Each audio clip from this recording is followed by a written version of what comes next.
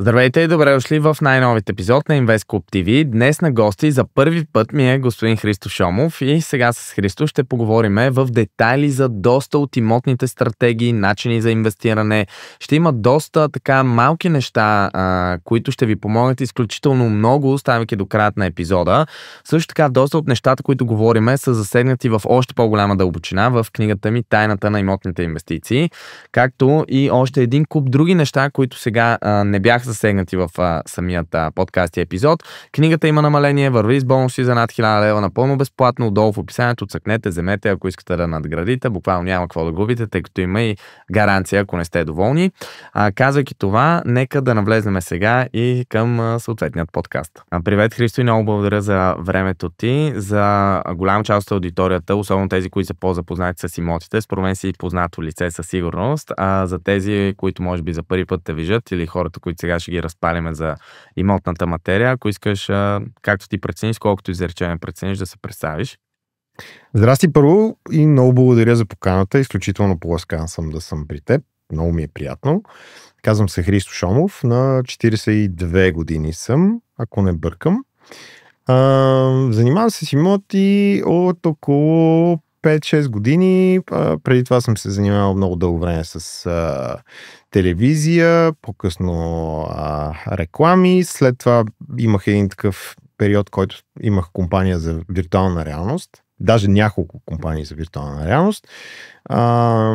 И вече с виртуалната реалност се засече и моята любов към имотите, като почнах да правя някакви семейни имоти, които реших да оптимизирам, защото семейството не беше в някакво цветущо състояние финансово и установих, че ми е супер приятно, че има много неща, които могат да се научат и че това е някаква огромна вселена.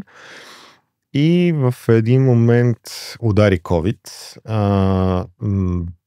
За съжаление, VR бизнеса ми в този момент беше ударен много силно, защото се занимавахме с реклама, всъщност в VR по отношение на реклама.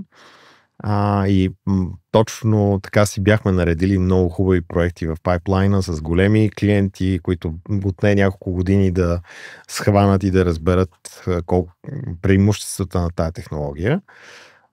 И точно тогава удари COVID и нещата спряха, докато с имотите това не се случи и всъщност продължихме с пълна газ и установих, че това ми е даже още по-приятно отколкото виртуалната и добавена реалност.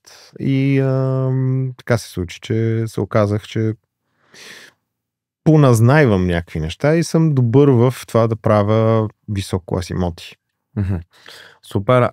Казвайки даже това, че примерно това истински се разпалил и си започнал главно да си заинтересован в имотите преди около 5-6 години, така доколкото разбрах. Как си навлезнал, откъде си учил, какво си гледал, може би това ще е много интересно за хората, които сега в момента се питат дали да започнат. Първо, аз започнах малко отзад напред. Просто ми се наложи да правя някакви неща, свързани с имоти, и ми се наложи да уча в движение и да уча от опита, от проба грешката.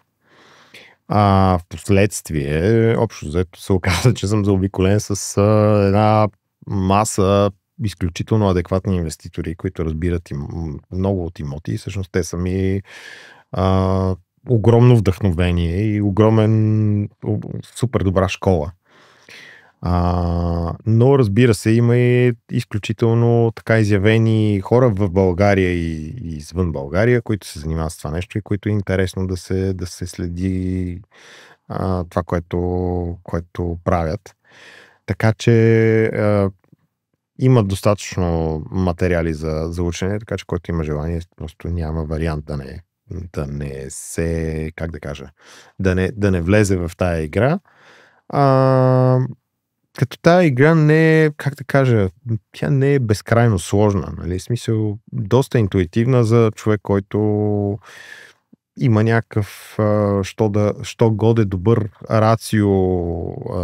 рацио мислене и хубав опит по отношение на комуникацията с хора. Защото най-важното нещо при имотите, според мен, са хората. както и при много други индустрии. А как точно трябва да се води или кои са някакви главни практики, що се нас до тази комуникация, може би тук леко да навлезнем и дали си започнал с Fix and Flip в началото или как си започнал? Започнах с това да ремонтирам един на мой близки апартамент, който седеше празен. На брат ми е един апартамент, който баща му почина и той седеше 2 години или 3 години празен, без нищо да се използва. Апартамента беше също военната академия на Евлой Георгиев. Невероятен апартамент. Просто след няколко години аз отидах при брат ми и му казах, че това трябва да спре и че ще направя каквото ми е по силите, за да ремонтирам този апартамент, така че той да дава пари. Другото ми беше, че имахме разни семейни имоти, които за единия намерих купувачи, което отне близо 10 на години, защото имаше доста казуси. Оказа се, че тия казуси бяха много интересни за решаване. Водих 2 годишни преговори с няколко инвеститори, с които така най-накрая стигнахме до консенсус и се озовах с едни средства в джоба, които вече ми беше така много интересно да започна да инвестирам с тях и първите апартаменти, които започвах да купувам, бяха някъде около 2017 година, 2018 може би, всъщност 2018 да.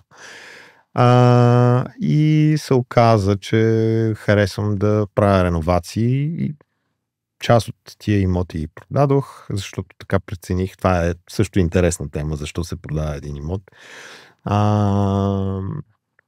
И част от тях си ги държа и до днес и много си ги харесвам и така.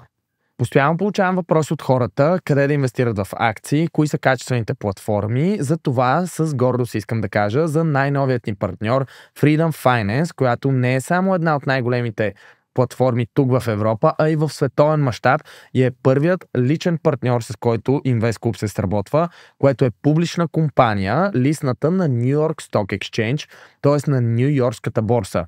Това ви позволява да видите веднага дълговите им нива, сигурността, броят, растежът на платформата и един куп други неща. Това със сигурност е най-лесната платформа, която съм използвал от страна на интерфейс. Имат 15-те фондови борси по света, които са най-големите и масово всички акции от цял свят може да бъдат намерени там, както и огромна бройка ETF-и също могат да бъдат намерени в самата платформа. Може да използвате платформата както от компютъра ви, така и от телефона си. Лично аз закупувам дялове на S&P 500 през платформата, а за тези от вас, които искат да навлезнат сериозно, по лесен и сигурен начин в света на акциите и пасивното инвестиране, линкът за Freedom Finance е отдолу в описанието. Влезте, регистрирайте се и най-малкото първо разгледайте платформата и след това нека да действаме. Нека сега продължим и съответно с разговора. А що се отнася до самата комуникация с хора, как лично ти подхождаш, що се отнася до имотните сделки или намиране на сделки или работа с майстори или какво си? Това е много голям въпрос, не знам откъде да започна. Подхождам с нагласата, че аз гледам дългосрочно на нещата, гледам дългосрочно на взаимоотношенията с хората. Смятам, че можем да сме изключително полезни едни на други и гледам да подхождам с уважение и с така позитивна нагласа, като всъщност нещата се случват много естествено. Хората, с които можеш да си говориш на един език, оставате в някакви добри отношения, близки, що годе, къде повече, къде по-малко. И хората, с които просто не можете да си комуникирате, някак си отпадат в течение на пътя. А имаш ли, примерно, преди да започнеш работа с някой от, аз ги наричам великолепната четворка, това са ти заемодателя, т.е. нали, човек, който ти помага с заема, управителя на самите имоти, майстора и брокера съответно, т.е. който ти помага да ти търси сделките. Това за мен са 4-мата най-важни. Можеш ти да кажеш, ако за теб има по-важни. Имаме вече съответно За мен са повече. адвокат. Да, със сигурност адвокатът е много важен. Да. Абсолютно Обаче, супер важен. Къде го слагаш? Редом до, примерно, управителя, заемодателя? Те са идентично важни. За мен са много важни всички свързани с процеса.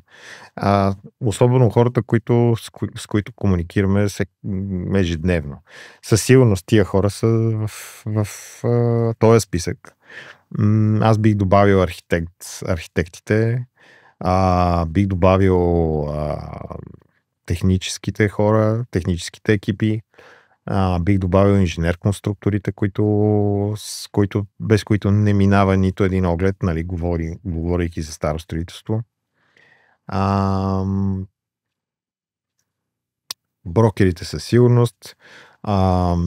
Аз имам и човек, който е по-скоро не толкова дизайнер, повече художник с елемент. Човек, който удекорява нещата. Той ми е също много важна част от екипа. Изключително, как да кажа, при мен не само, че играе такава роля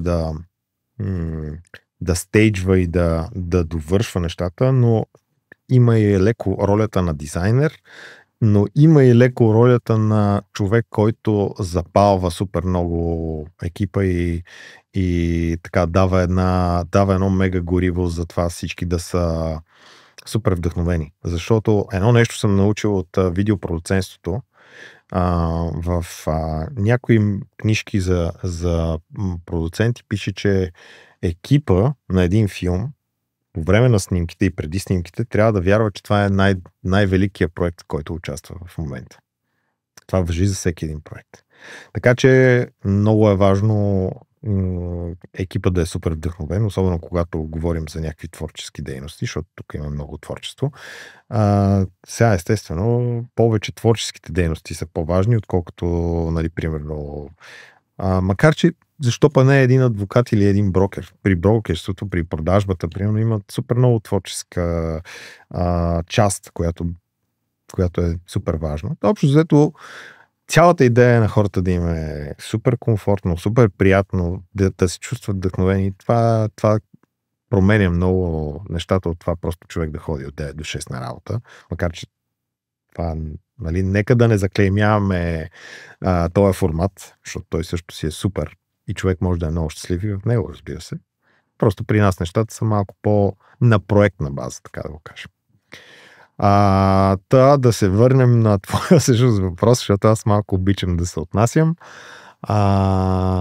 Също не, аз мисля, че ти отговорих. Аз тръгна да те питам, значи, относно подбора на тези най-важни хора, за които съответно аз говоря и описвам тези, които ти сподели. Затова те общо за мен са около 8-9 тези най-важните фигури. Но как примерно ти избираш да работиш с някой? Примерно има ли квалифициращи въпроси, например, защото това е нещо, което ние казваме на хората винаги да правят, съответно да ги питат въпроси от порядъка, например, ако е брокер, дали е твой брокер. Защото т.е. дали той е наясно с нещата, които ти търсиш, ако той е майстор, дали той е наясно с нещата, които ти търсиш, и по този начин да си спестяваш време, рискове, ресурси. Задължително човек трябва да си направи интервюта за примерно, ако е за един брокер, например, ти какви неща би го питал, ако сега, примерно, някой ти е казал, той е адекватен, например. Аз искам да разбера този човек дали е адекватен, така че да разбера дали познава пазара, дали конкретиката от имотите, с които ще работим, дали ще отдава под наем или ще продава, знае как да подходи. Аз имам що-годе някаква представа от маркетинг и селс, така че, нали, имам какво да разбера по това отношение от него. И много е важно да се правят интервюта. Супер важно е. Сега аз работя с малко брокери като цяло, да не кажа за продажби, работя с един максимум двама, с които вече не сме, как да кажа, вече сме в по-такива приятелски отношения даже и общо взето това е целта, нали, да градим някакви отношения заедно.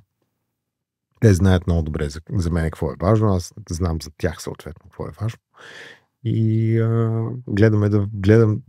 опитваме се да гледаме в една посока, така че всеки прави това, което му е приятно и резултатът да е добър. Но не само резултатът да е добър, пътя, по който е постигнат този резултат, да е много добър, защото не можем само да гледаме резултатите, трябва да гледаме цялостната картина. Естествено, резултатите са супер важни. Да, тук съм съгласен с теб, тъй като пътя и според мен е доста важен, защото един правилен резултат, т.е. голям, с много стрес, може би не винаги като теглиш чертата би било най-доброто решение. Абсолютно. Не трябва всичко да е на всяка цена. Да, със сигурност. Добре, от тази гледна точка, например, кои сте любимите така места за инвестиции, било то в София, може да споделиш мнението ти за отвъд столицата, ако съответно имаш изградено такова.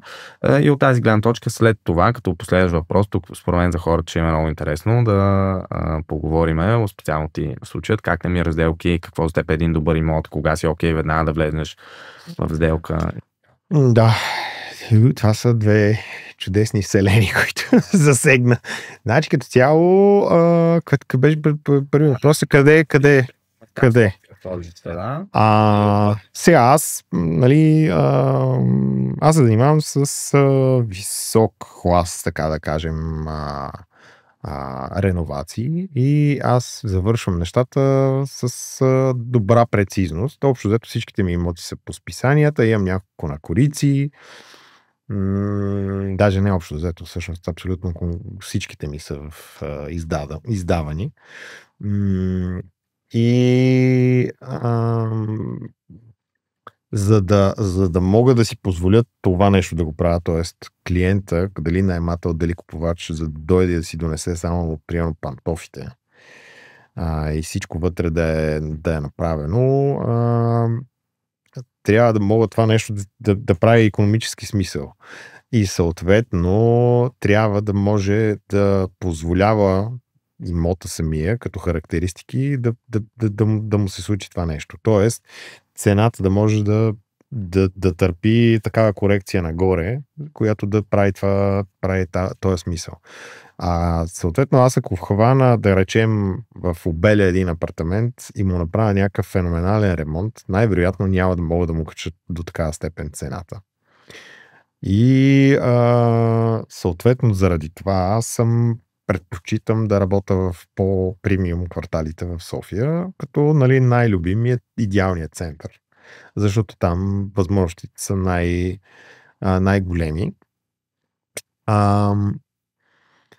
За съжаление, в идеалния център няма толкова много строителство. Заради това ми се налага да работя много в старо строителство, което е доста специфично, което ако имаш интерес там ще ти разказвам. Но като цяло в квартали като Център, Яворов, Оборище, Иван Вазов, Хиподрума също много го харесвам като квартал и кварталите, които са около парковете също много ми харесват. Лозенец, Иван Вазов, части от Стрелбище, така че общо взето това е Изток, разбира се. Изток може би най-добрият квартал в София за живеене. Особено частта, която е близко до Борисовата картина. И Яворов. Зеленината ли главно тези места според теб са толкова? Важно е човек да може да може да си заведе децата, да си заведе домашния любимец, да си заведе половинката на някакво място, което да презарежда. Аз лично презареждам най-добре сред природа и така, че мисля, че това е добър вариант. Другото нещо е, че имам така, как да кажа, имам афинитет към Борисовата градина, тъй като дядо ми е участвал в направата на Борисовата градина, даже има негов паметник, Даниел Нев, много интересна история, швейцарец, който идва по времето на царя и става български поданик и са му казвали царския градинар. Така че Борисовата градина ми е особено специална. По едно стечение на обстоятелствата не съм правил безкрайно много имоти около нея, ама въпрос на време и на тайминг и на обстоятелства. Така че по въпроса за локациите, да. Какъв ти беше този въпрос? Дали отвъд столицата? Дали отвъд столицата. Да. Това е много интересна тема. За сега аз подхождам доста консервативно и гледам имотите, към които подхождам да са общо взето да са близко до там, където се намирам. За да ми е по-лесно да упражнявам някакво менажиране и контрол. Също така обаче са ми много интересни други населени места и гледам включително извън България. Много си мечтая да правя неща в Калифорния, в Ориндж Каунти. Също така опитвам се да направя в Пловдив да правя някакви неща, като там, нали, трябва да имаш на место някакви хора, на които да можеш да разчиташ. Опитвам се да разширявам екипа. Всъщност това, което правя, е много възможно да се случва на много места в България, включително и на на малки населени места. Така че ако някой има интерес да прави такива неща в места различни от София, може би ще не е лоша идея да се свърже с мен и да мислим как може да си колаборираме. Долу в описанието може да сложим твои координати за хората, направо просто да скронат под видеото и ще могат да се свържат с теб. Като цяло България мисля, че има много места, които са супер за инвестиции в недвижими имоти.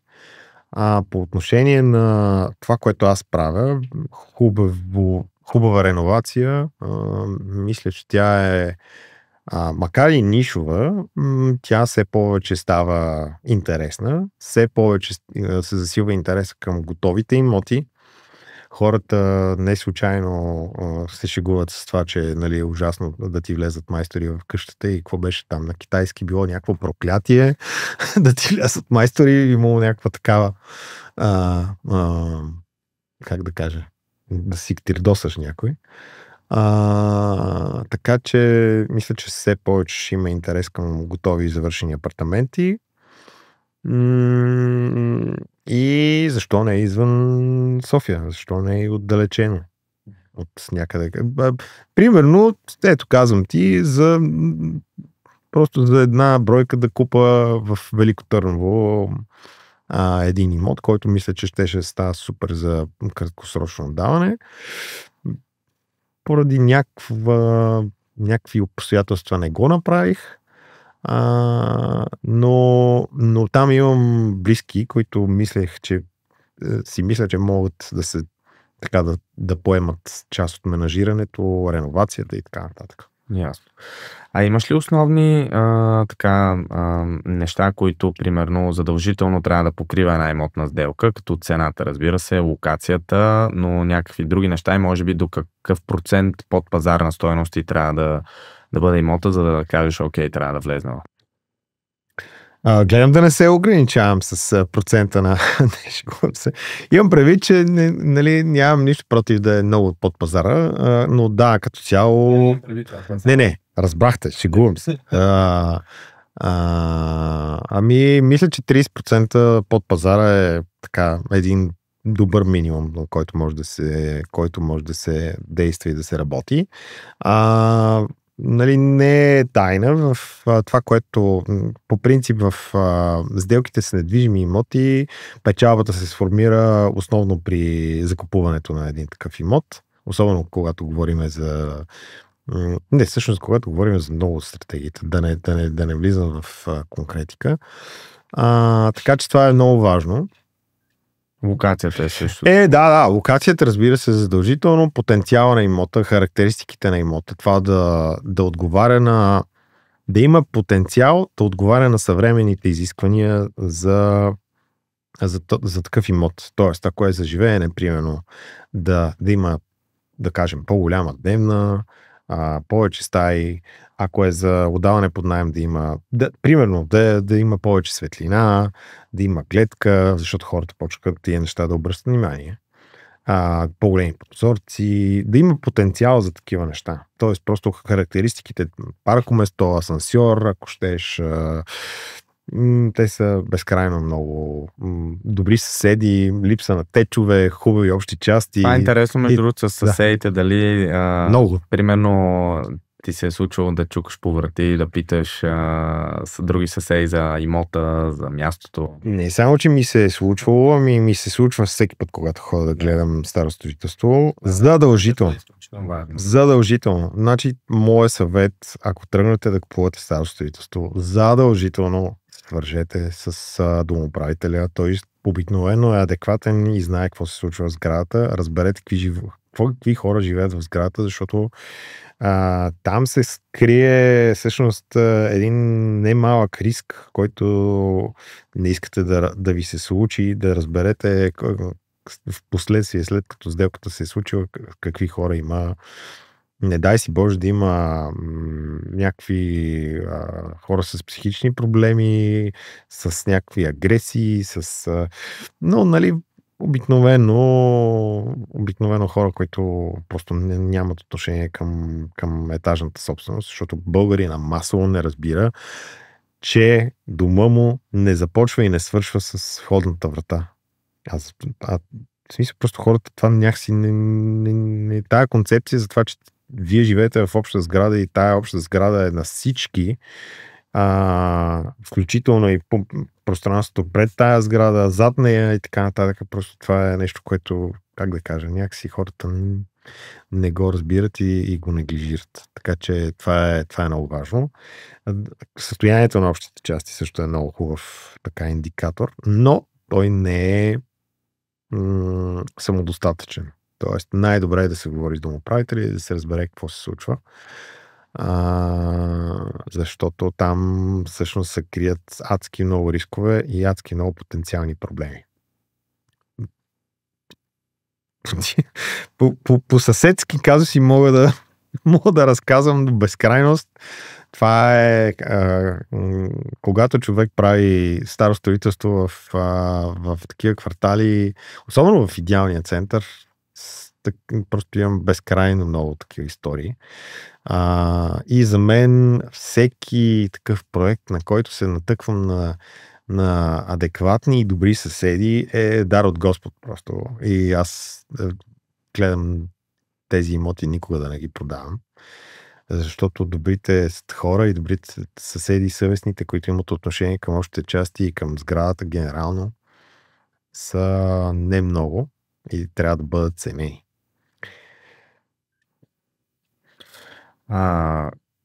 Как най-често отключваш капитал от един имот? В случаят продажба ли е, по друг начин с рефинансиране ли е? Как преценяваш кое от двете примерно да направиш?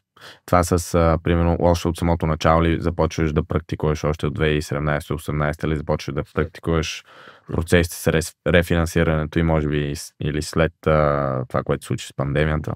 Не, от самото начало не съм се занимавал с кредити. Като цяло причината да продавам един имот, това не се случва вече толкова често. И нали, не съм толкова фиксен флипър, повече съм нещо друго. Причината да използвам, да продам един имот е, че най-вероятно не мога да взема кредит, не мога да взема ипотека по някаква причина. Причините са много.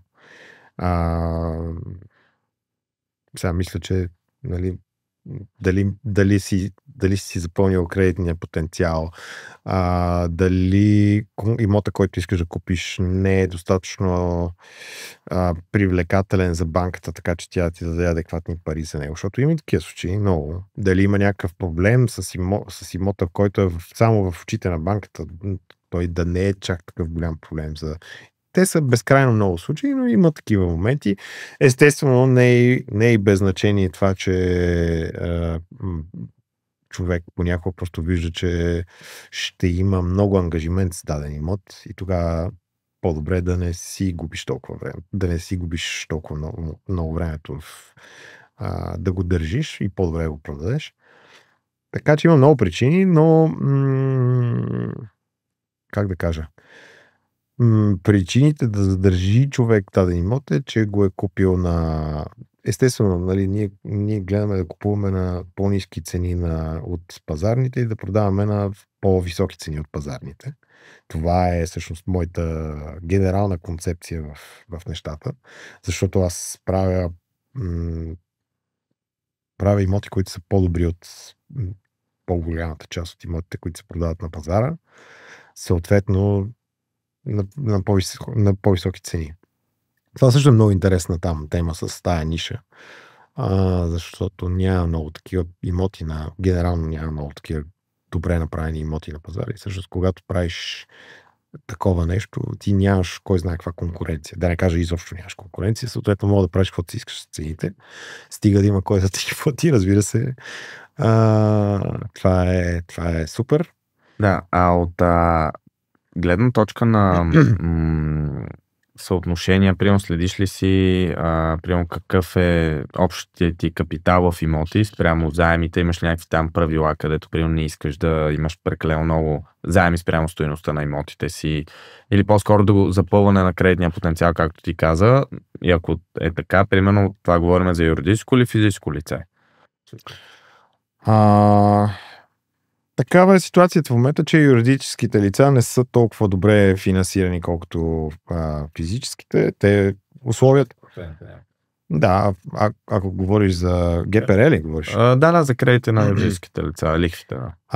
Да, ГПР-тата на физическите лица са по-добри, да не кажем, че са 2 до 3 пъти по-добри, така че съответно е Те в цял свят в момента са ни от най-ниските, топ 3-4. Така е, да. В щатите в момента ипотеките са 7% на година. Така че аз честно казвам съм доста консервативен и гледам да не влизам в червеното, когато говорим за кредити, да не съм безкрайно супер експознат. Така че гледам да съм балансиран и това е вече въпрос на много неща, въпрос на възможности, въпрос на това човек на какъв етап е в живота си. Ако нормално е по-възрастните хора да са по-консервативни и по-младите да са по-смели. Аз съм някъде по средата, не знам. И влизам в другото нещо, че се опитвам понякога да не ми финансират банките имотите, защото сега направих една сделка, която продавача ми направи ипотека всъщност, която просто е някаква опция, така че да не си толкова зависим от банките, защото банките всъщност може би не си дигнаха, не може би, те не вдигнаха лихвите, но вдигнаха критериите и за даване за заеми и това ще се случва, вероятно ще расте тия критерии още повече ще растат. Ако искаш, можеш тук да поразкажеш на аудиторията за вдигането на тези критерии. Просто трябва да отговаряте на все повече условия, за да ви дадат да ви отпуснат ипотечен кредит като физическо лице. Сега, честно казвам, като фирма не съм сигурен, но най-вероятно е сходна ситуацията. Да, в случая тук по-скоро да изкарват повече спрямо нивото на месечен дълг, което могат да поемат. Не само това. Да изкарват повече, самия имот да е много кристален като документи, да няма абсолютно никакви казуси. Защото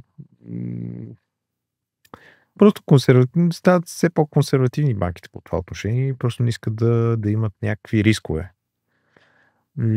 Което е разбираемо в контекста на това, че вероятно такава политика се води от страна на Държавната банка, която пък се води от страна на, идва от най-вероятно от европейските финансови такива регулатори. Така че нещата са просто в такъв цикъл влизаме. Така мога да... Поне от моята камбанария така изглеждат нещата. Най-доброто нещо, което мога да направим е да се приспособим и да играем по правилата, ако искаме, разбира се, да разчитаме на тези финансови лостове. Това, което сега каза преди малко, беше много интересно за ипотеката от собственика. Това на английски е Owner Financing, по принцип интересен модел. Ако можеш тук да разкажеш, защото между другото аз в книгата ми това е едно от малкото неща, които не съм описал. Така че ако можеш да поразкажеш малко на хората как стана интересна история, това със сигурност. Това е модел, в който ти не взимаш ипотека от банка, собственикът ти продава имота като ти учреждава ипотека, която вътре вече в тази ипотека може да вие си водите някакви ваши си, преговори и условията са както си ги договорите, нали? Но това е интересен инструмент, интересен случай, когато банките, да кажем, имат твърде високи изисквания за имота и те не искат да ти дадат или пък искат да ти дадат кофти условия за ипотека. Или директно лихвите по тия ипотеки са толкова високи, че в конкретика. Примерно банката харесва имот, обаче ти казва, ще ти дадем 40% финансиране върху пазарната оценка на имота. Това е, нали, тегаво, кофти и не ти върши работа. В този случай може да го направиш така, по този начин. Другия вариант е банката ти дава 7%, примерно, 7% ГПР, разбираш се с продавача на 4, да кажем и 1, и нали, тогава си супер. Това нещо се случва в момента масово в Щатите. Сега не знам колко масово всъщност, да не правим някакви кръмки изказвания.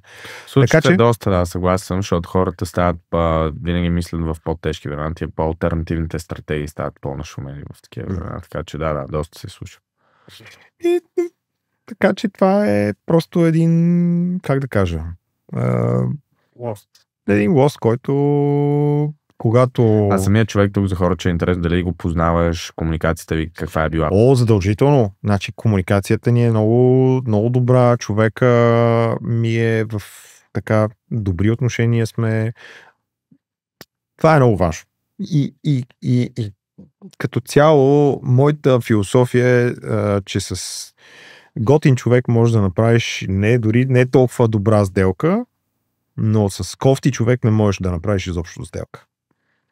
Така че тия неща са много важни и за мен е много важно хората, с които правят сделки, да са хора, с които могат да, как да кажа, да не просто да влезем един път да подпишем едни документи и си тръгнем, ами да знам, че тия хора са така, на една страница сме с тях. До голяма степен. А какво ти е мнението? Ти имаш опит, ако искаш там да поразкажеш за покупките на зелено и кои са най-важните неща, разбира се, строителя, но как проверяваме строителя, как избираме проекта и така. Така, с зеленото, да, купуването на зелено, нещата са много интересни. Като цяло това е супер така... може би най-добрият начин да се правят високи възвръщаемости. Защото когато купуваш, най-грубо казвам, когато купуваш един имот, ти го плащаш на 100%. Нали, примерно старо строителство. Ти го плащаш 100%, продаваш го с примерно 40% печалба, ти си 40% възвръщаемост на твоите пари. Когато купуваш на зелено, ти можеш да направиш 200-300% на това, което, на парите, които си дал, защото ти, да речем, купуваш нещо и плащаш 20%. Сега в момента има такива много строители, особено така адекватни, правят 20 на 80. 20% на предварителен договор, 80 на акт 16. И ти може да препродадеш тия имоти преди акт 16 и тогава правиш вече много по-голяма, много по-висока възвръщаемост. Естествено, рисковете са по-високи по някакви причини, но да, най-важното на въпроса ти, най-важното е проучването. Да си направиш много адекватен ресърч, да отидеш да говориш с строителя, да отидеш да видиш сгради, които са построени от строителя, да отидеш да говориш с домоуправител в някоя сграда на строителя, който ще ти разкаже, дет се вика, да си каже майчиното мляко, да разбереш какви са проблемите, има ли проблеми, какво се случва, как строи този човек. Да се запознаеш с строителя, така че да знаеш този човек, че все пак да имаш отношение, да имаш впечатление. Така че защото с този човек ще бъдете или с тая компания, ако ще бъдете в една лодка не малко време.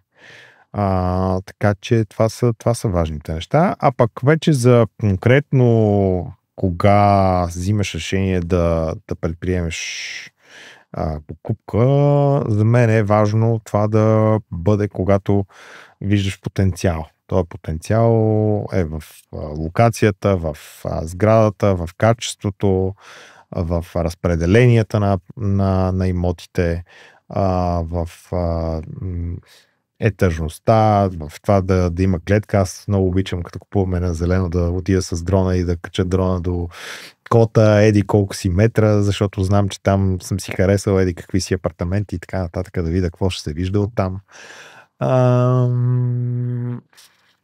Ако щеш даже да поговориш с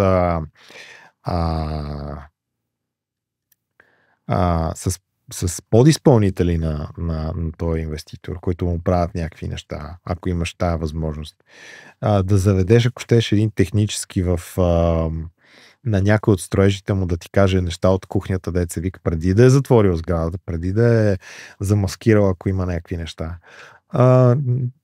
Има много механизми.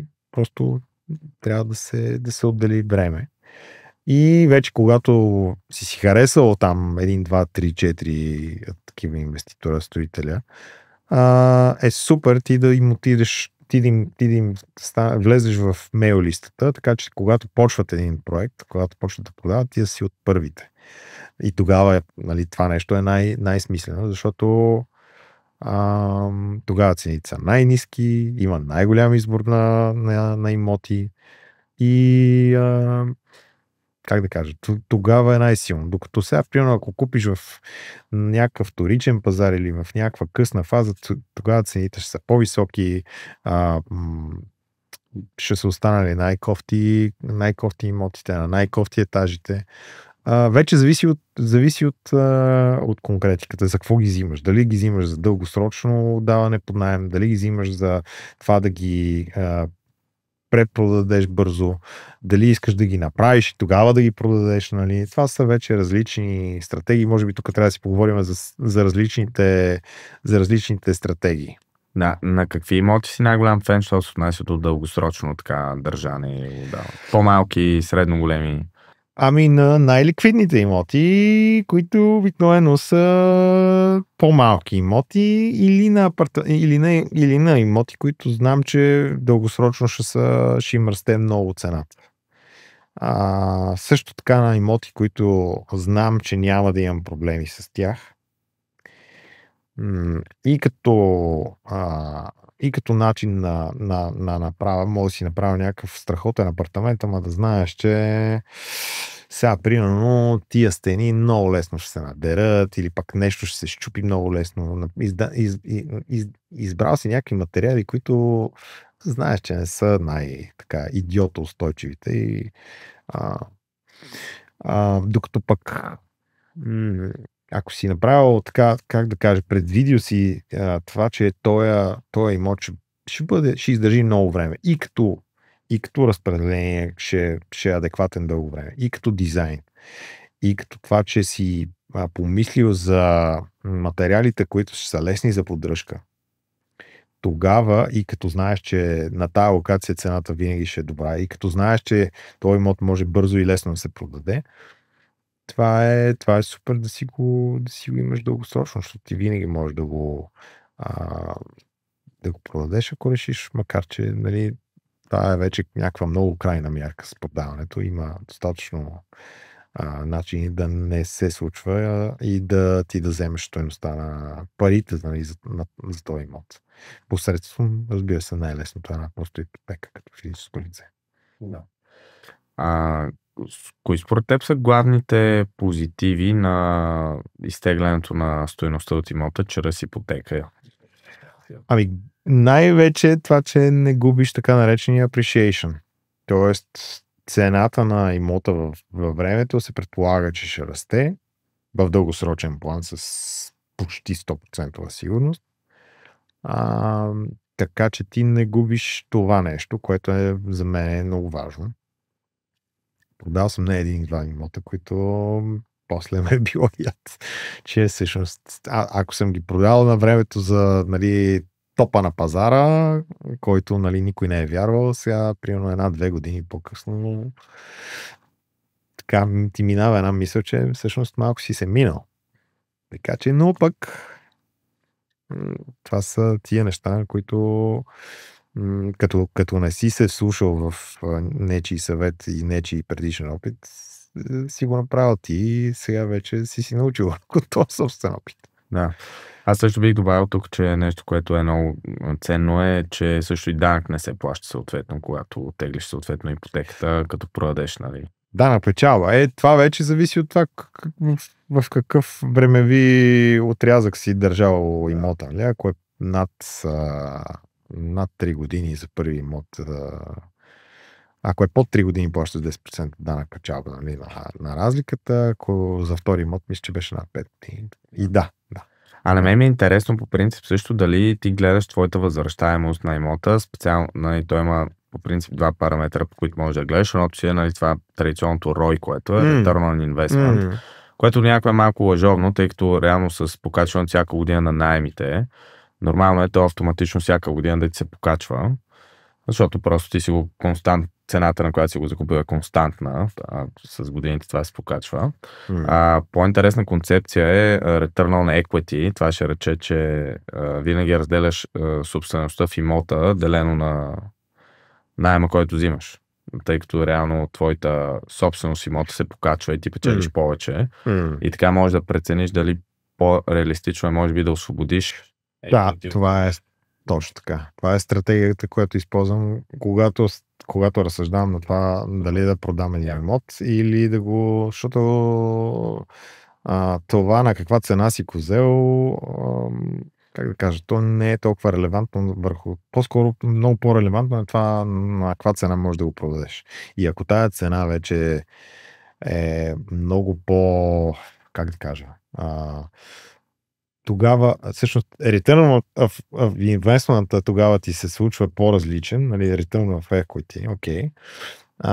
И можеш за тия пари да направиш нещо много по-добро, тогава прави много смисъл. То интересно е, че ти като взимаш пари си увеличаваш и доходността, тъй като тя главницата съответно става по-голяма бройка спрямо капитал, който ти имаш реалистичен ти в имота. Тоест като примерно да кажем, цените са се покачили, минали са 2-3 години, сплатил си главница, по тези два параметра ти се покачва капитал, който трябва да притежаваш в имота и сега като го дръпнеш все едно с нова ипотека, капиталът ти спада в имота, само че нивото на главница от найема, то остава също. Тоест по този параметр пак ти се покачва възвръщаемостта, на база на главница, в която изплащаш и вече какво притежаваш наистина в имота. Тоест това са интересни такива динамики за хората, тук ги споделяме, защото много хора, примерно, те гледат. Това е опита ми, нали, вече ние с доста хиляди души така сме общували, че те гледат всяка година печелят повече и че наемите се покачват, а също време те губят от незнанието на тези неща, не предприемане на действия и липсата на образование. Това образование според мен е най-важното нещо.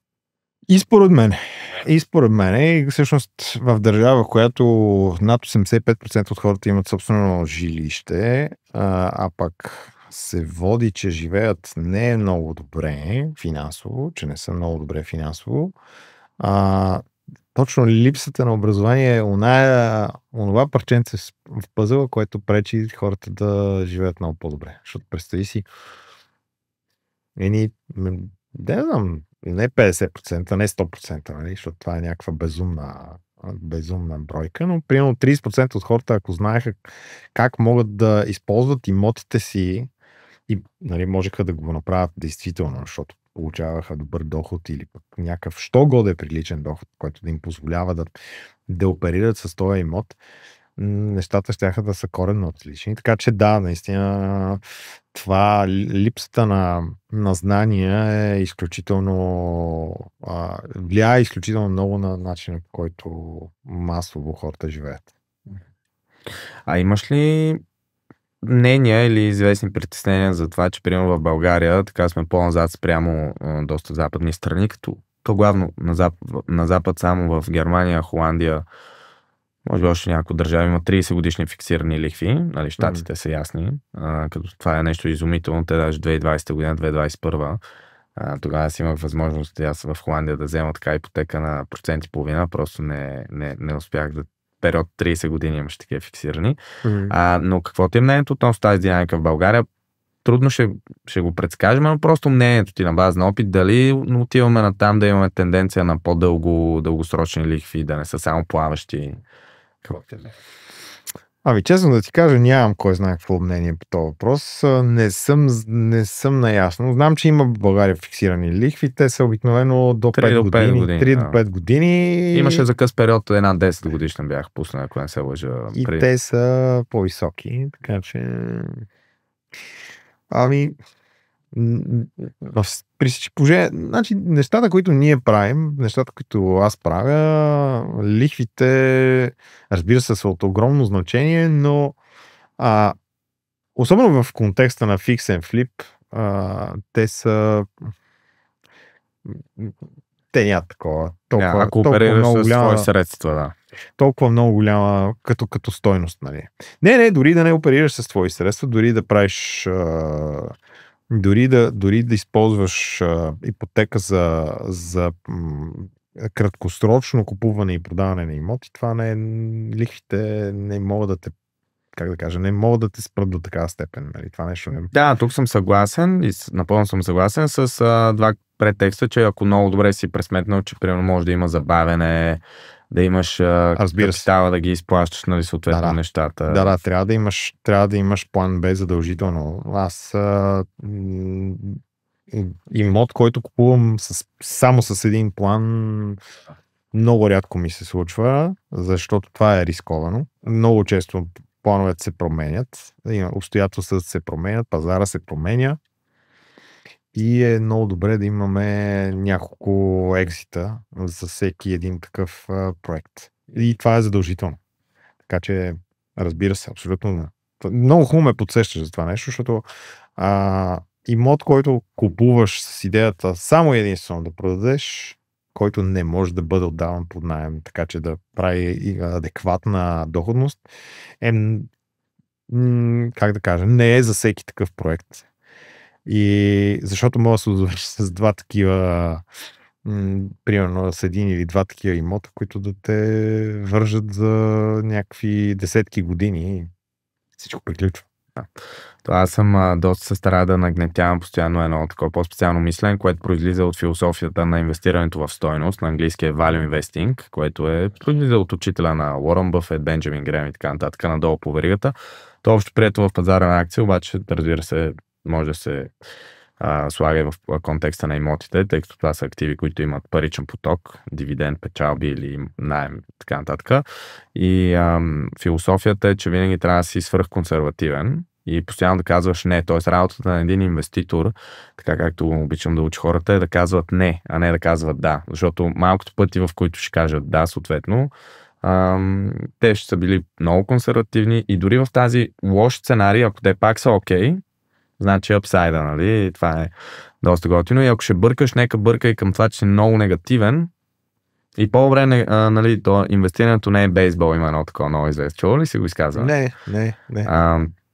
Това е известно изказване на Уорън Бъфет. Инвестирането не е бейсбол, т.е. в бейсбол имаш 3 страйка и си аут. В инвестирането имаш безброй страйкове всяка година и пътите, в които замахваш, гледай да е хоум рън. Така че това е философията, според която и ти реално практикуваш. Да, всички пазим главницата, всички правим това, което е, нали, на Уорън Бъфет. Едно и две правила, нали? Какво беше? Никога не губи пари. Второ правило, никога не забрави първо правило. Да, така че тия неща са много важни. Опитът ти генерално с, примерно, ето тук покрихме доста от стратегиите, например, относно краткосрочното отдаване под наем. Имаш и опит там, главно пак в Фенси, главно като е в идеален център, примерно, може би там около женския пазар, където според мен също има много интересни възможности там специално за Airbnb отдаване, тъй като цените са еквивалентни почти на идеалния център около Вичука, цените са приблизително двойно по-евтини. Така че там доходността доста се покачва. Абсолютно. Значи това, което напоследък се случва да правим е, защото, нали, да отдаваш краткосрочно си е full-time job, общо взето. В смисъл, там трябва да следиш някакви неща, трябва да си маркетираш имота и така нататък. Какво се случваше до преди няколко години? Ти го даваш на фирма, която да ти го менажира. И тая фирма ти взима, да кажем, 15-20%, само че тия 15-20% също са много повече, защото тя ти взима 15-20% преди комисионната на платформата, преди там различните разходи и така нататък. И всъщност те изобщо не са 15-20%. Това, което правим напоследък, когато направим един хубав проект, който наистина ти текат лигите, нали, от него, особено ако си фирма, която дава краткосрочно, просто го предлагаме на такива фирми, които подписват един 2-3 годишен договор и плащате ни твърди пари на месец. Тия пари са някъде не са парите, които ти ще взимаш от Airbnb, как да кажа, плащайки примерно на някакъв екип и така нататък, но са една идея повече, отколкото е един дългосрочен наем. И ти знаеш, че нямаш тотално никакъв ангажимент към този имот, не знаеш, изобщо не следиш какво се случва, нямаш достъп, нали, как примерно защото ако примерно те ти менажират, не е примерно, ако ти менажират имота, ти имаш акаунта в платформите, може да е на твое име и деца вика на тебе, ти звъни телефона, когато някой ти пише, да кажем. Те отговарят, но май ти си в тая комуникация, което е ужасно. Особено за мен беше някакъв кошмар, защото аз съм педант и аз се опитвам всичко да следа, да виждам, че всичко е окей. Така че в момента това правим и просто ти тотално не знаеш какво се случва с имота. Знаеш само, че тая фирма, за да ти плаща наема и да е напред, тя трябва много адекватно да действа, да му е направила хубав маркетинг, да му е направила хубави профили там по платформите и да менажира и да чисти адекватно, защото чистенето също се оказа, че е едно от най-важните неща, които най-трудно се справят с него, защото просто няма адекватни кадри, няма адекватно следене на това как се случва. Така че това е нещо, което и така много лесно всъщност и тогава фирмата има много сериозен стимул да поддържа имота в перфектно състояние, така че да не ти го уврежда. Пък просто нещата се случват, как да кажа, без твоето участие и това всъщност мога да кажа, че нали, един вид пасивен доход, който идва, който ти не участваш в контролирането, не ти звънат за всяка глупост и така нататък. Между другото, през платформата RDNA, която е там, може за хората, нали, така малко допълнителна информация, там може да видиш кои сегменти, съответно са с най-голяма дупка, що се отнася до Airbnb. И локации включително. И локации, да, и този сегмент, който ти говориш за него, в който ти играеш, що се отнася до отдаване на краткосрочен под наем, то е най-малко много топ имоти, топ качество и така нататък. Там можеш да взимаш също най-висока доходност, спрямо въпреки по-високата цена на самия имот. Просто хората са окей, които идват тук, по-заможни. По-заможни, по-адекватни клиенти, по-добро състояние поддържане на имота. Да, даже включително ето един хубав пенис, когато човек направи някакъв изключително добър имот, той може буквално да направи един търг за него. На фирми, които се занимават с това нещо. То може и с акаунта да се продава също, което допълнително да дигне стоеността. Да, това също, но тук вече трябва да си го разработил адекватно този акаунт и нали, пак има някакво занимаване. Да. Според теб, кога трябва един човек да помисли за създаване изцяло на юридическо лице? Когато имотите станат прекалено много, така че да може да използва това юридическо лице адекватно, така че да може да ползва правото на данъчен кредит, този данък добавена стойност, да може да си го възстановява. Да може да си възстановява разходите по всичките разходи всъщност. Не само по придобиването, не само по ремонтирането, ако щеш, по поддръжка и така нататък. Така че това е някакъв механизъм, който държавата съвсем легално ни дава и казва, ето, ползвайте ги тия неща, защото на мен ми харесва вие да инвестирате в недвижими имоти. Така че това е супер. А какво ти е мнението за имотния балон, който така спекулира? Дали го има, дали го няма, дали теб те интересува и като цяло какво ти е мнението? Защото това са две неща. Дали те интересува и дали какво ти е мнението? за мен имотния балон всъщност представлява някакъв риск имотния пазар да се срине, така че цените да паднат на недвижимите имоти. Нали? Това е някакъв всъщност изкуствено, толкова да е изкуствено, нали, надуто, да са изкуствено надуто тия цени, че всъщност да има представлява някакъв огромен риск на този пазар да се срути. В моята глава и от моята камбанария няма такъв риск и не съществува такова нещо. А ако това се случи, що ще се случи така, че хората, които твърдат, че сега ще изпонакупат имоти, като им паднат цените с 40%, със сигурност няма да купат, защото ще са се случили още 58 неща, които ще са повлияли на това, че живота ще се е променил генерално и въобще на никой няма да му е до това. Така че моето мнение е, че цените на имотите ще растат още. Имаме предстои приемане в еврозоната, приемане в Шенген. Доколкото съм запознат, статистиката на всички държави, които са приети в еврозоната, е, че цените са се повишили между 15 и 30%. Сега това тук има някакъв шанс да се е случило преди да се, защото ние обичаме малко да изпреварваме събитията, но вероятно ще растат в най-така песимистичния вариант в моята глава, и това пак казваме само единствено в моята глава, нали, да не се ангажирам с някакви пророчества, пазара или ще остане горе-долу същия, или ще расте. Много да пада, не виждам как се случи. Просто защото има един фактор търсене и предлагане, който просто в момента статистиката показва, че на един апартамент има 3 желаещи. На един продавач има 3 купувачи. Може би и аз имам един по-специфичен отговор на въпроси моите, може би ще ти хареса, сега ще го кажа. Реално аз и да приемем първо, че точно днес някой е предприел да купува с инвестиционна цел и сме на пика на балона. Нали? Той е точно толкова голям, колкото е 2008-2009 година. По доста параметри не е. Тоест дълг, доход и така нататък. Нали? И така. Но приемаме, че сме точно толкова. Тогава цените средно в България падат с 35% приблизително. За колко години обаче? За период от 3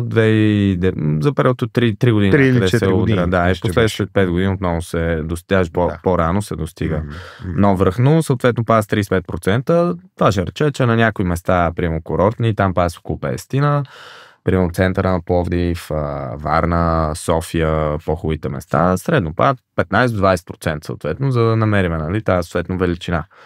В книгата, съответно, която така препоръчвам на хората долу в описанието да си я закупят, за имоти случая, там много от нещата, които засягаме тук, са засегнати в големи детайли, включително и двете главни неща, които и ти спомена, че парите при имоти се правят при покупката, тогава и риск също е най-минимизиран. И съответно отделно на това просто трябва да имаме, нали, план за действие. И от тази гледна точка, ако закупиме на правилна локация, което, нали, правилото си локация, от тази гледна точка най-лошото, което ще стане, просто ние ще сме 0 на 0, защото ако имота не е поне 20% под пазарна стойност, ние просто не го купуваме като инвеститори. Така че може би... Дори да не сме 0 на 0 и дори да сме назад в някакъв краткосрочен план, и имайки някакви план Б, С и Д и така нататък, ние винаги можем просто да не продаваме този имот. Така че да не загубим пари, да продължим да го отдаваме, да речем, така че да продължим да имаме паричен поток и да го продадем в момента, в който цените, нали, се коригират по начин, който нас ни устройва. Така че това не е нещо, което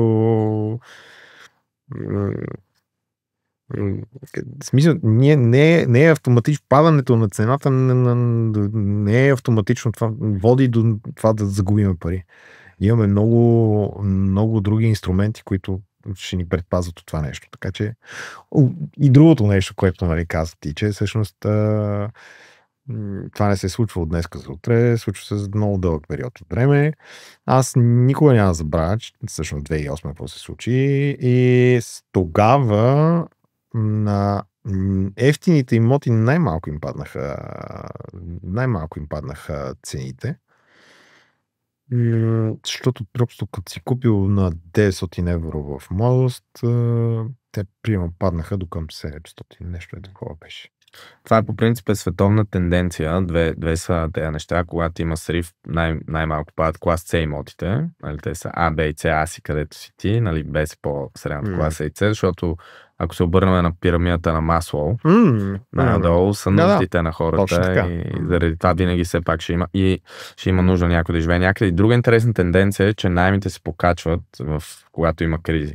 Тоест, когато има спад защото на просто цени. много хора не могат да си позволят да си трябва под наем да отидат.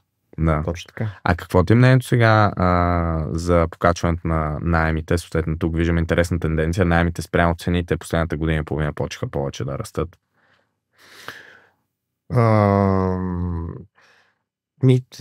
Приветствам. Като човек, който отдава по наем, приветствам това нещо. И тук бих дал един съвет на хората, които отдават под наем и когато сключвате договор с наемател, включвайте като клауза индексация на имота, индексация на цената на наема спрямо някакви различни фактори, например годишната лихва. Така че защото сега... Инфлация, може би искаш. Да, годишната инфлация, да. Благодаря. Защото това е един прекрасен как да кажа, подпорен камък допълнителен. Лост, който да ви позволи да си държите цената на наема с пазарната. Без да трябва да водите някакви много тежки разговори. И дори наемателя, нали, да не е съгласен с това нещо, вие просто идеята е да седнете на масата за преговори с този тул в джоба. Така че това е нещо, което може да спести много, как да кажа, конфликти, трудни ситуации. Това просто ще позволи на човек да винаги да е що годе адекватен наем. И, нали, сега прекрасен пример. Преди 2 години давам един имот 37 квадрата за 1000 лева, където всички ми казваха, че това няма такъв наем и това е невероятно. След 2 години по-късно, той, ако е на същата цена, всички са окей, стандартно, няма проблеми. Така че това е положението. Супер, като финални думи, примерно да призовеш, може би, хората, тези, които имат, защото виждам, че така си върл фен на това хората да правят нещо с имотите си, а не да бездействат. Тоест, може би тази пречупна точка, защото много българи масово имат апартаменти, но нищо не правят с тях. Какво ти е, примерно, финално така да ги потикнем, може би? Или тези, които пък искат сега да започнат с сферата, откъде да започнат? Това да имаш имот и нищо да не правиш с него и да си държиш жилището празно, защото те е страх да сложиш наематели, защото те е страх да си го да не ти го съсипат, е просто липса на знание и страх от неизвестното, ама то неизвестното е измислено. Значи хората, които ги е страх да не им съсипат имота, просто трябва да правят интервюта. Аз, между другото, едно от нещата, които правя винаги, когато говорим за наеми, винаги питам човека, бил ли си наемател преди? И когато той ми отговори да, аз казвам, добре, супер, може ли да се обадим на предишния ти наемодател? И дори да не се случи моментално, реакцията обикновено е супер добър индикатор какво се случва.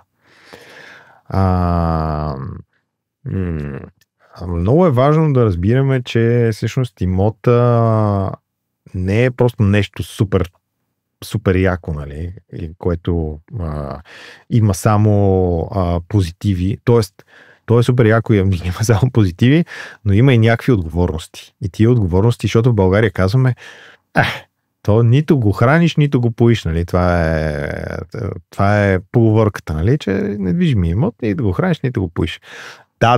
Така е, обаче недвижими имот идва с отговорности и с задължения.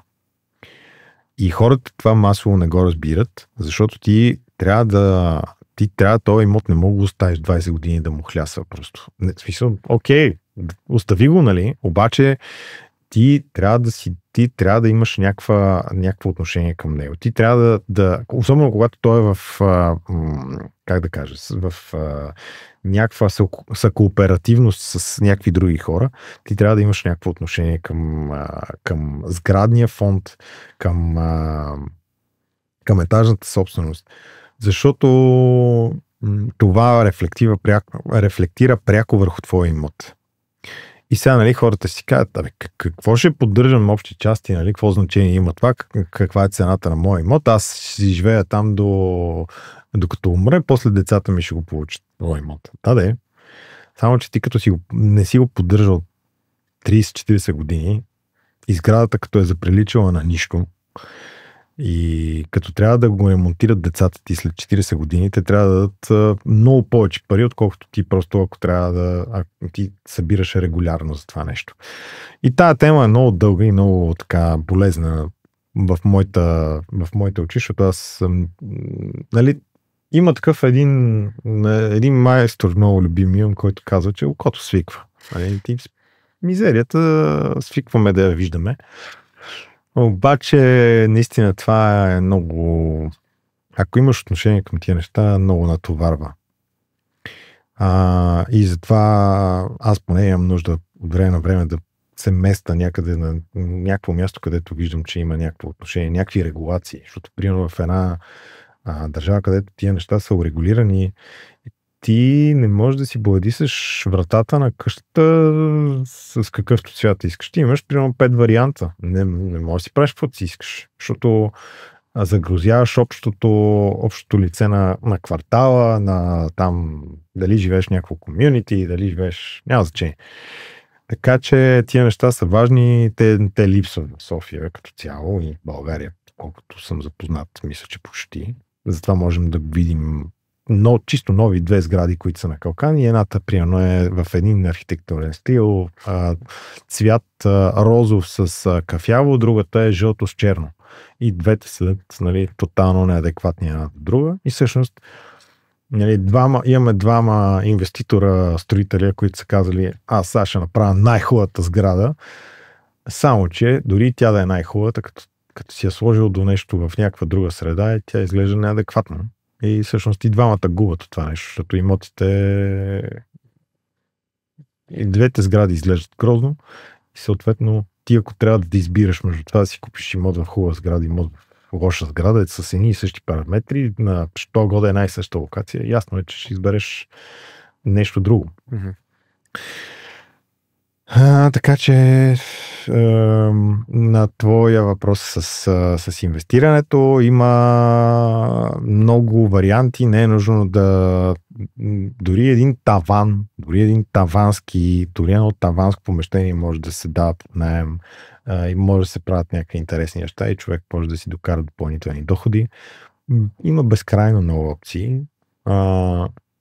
Дори даже може да не е твой и да се случи това нещо.